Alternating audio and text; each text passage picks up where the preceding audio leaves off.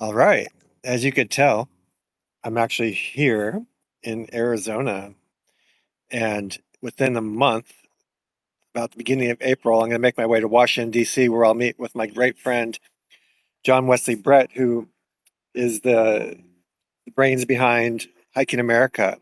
And we have decided to create a route that has information available to all to walk from east to west or west to east across the United States, 3,700 miles. And we already have a lot of data because some of it overlaps with the American Discovery Trail. And then the other parts that didn't, we've both investigated the best routes and the services that exist in that route. And as I walk from Washington, D.C., on the canal systems, on the bike routes, on the rail trails, because this is called the Great American Rail Trail. So this is good for bicycles and hikers.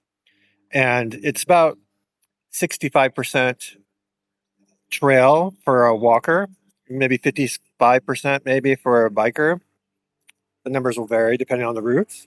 But as you can see, there's already icons about where to resupply. Um, there's a plane. I won't be taking a plane. Um, where the alternate routes are, or the detours, um, where to camp, where to find water, uh, you know, where to just sit down and have a good meal.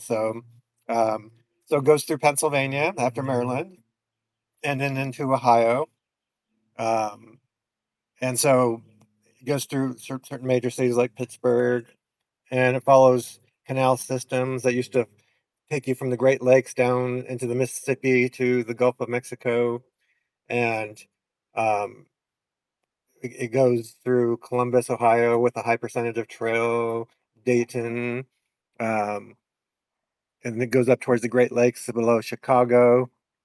And look at that. It, the information is already pouring out, and there's so much more to collect. So I'll probably end up getting another 2,000, 3,000 waypoints, maybe more, saying where the water is, where to charge a phone, et cetera, just to make this as easy as possible for those who want to follow in my footsteps ahead, or those who want to bike this route from East Coast to West Coast, or West Coast to East Coast, um, Lincoln, Nebraska, and the Cowboy Trail going through Wyoming. And then it gets a little drier here by Casper, Wyoming, and which is here. And at Shoshone, the bikes will continue north and through Yellowstone towards Missoula.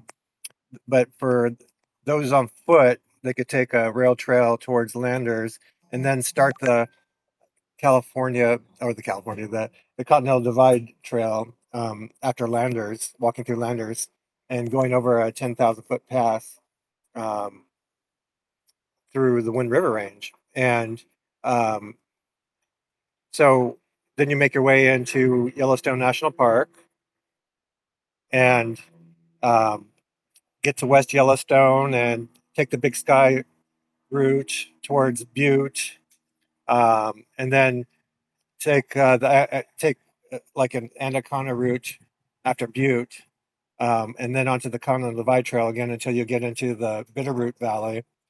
And there's a rail trail that goes into Missoula, and then it follows rail trail through the I-80 corridor through eventually through Idaho and then Washington State, and then there's a rail trail pretty much most of the way into Seattle, through some remote country, and then it goes into Issaquah and Renton, Redmonds, um, and around Lake Washington, and into Seattle, where you take a ferry and to Bainbridge Island, take some roads and then some trail through here towards Port Gamble, and then you make your way to the Olympic Peninsula, where they have the Olympic Discovery Trail, which is an old rail trail, and eventually make your way to 101 and Forks, and finishing off where I used to work on the Olympic National Park's outer coast, um, in La Push. Um, and I'm already excited. I'm already there. I'm happy that this will be something that will become popular and will be something that um, people for decades to come will enjoy getting to know America with new eyes.